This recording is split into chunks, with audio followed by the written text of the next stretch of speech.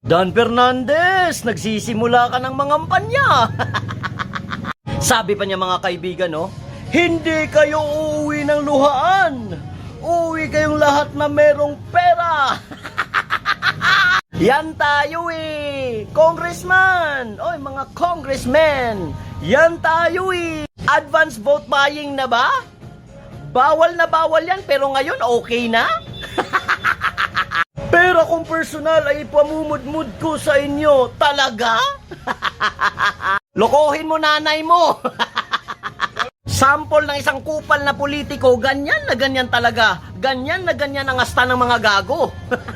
O mga buhaya, humataw na kayo. Mamudmud na kayo ng pera para magkapera naman ang taong bayan na niluloko nyo.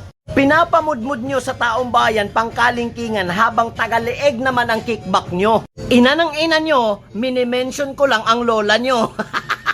Bayan, magising na kayo. Pagkaperahan nyo na lang yung mga gago.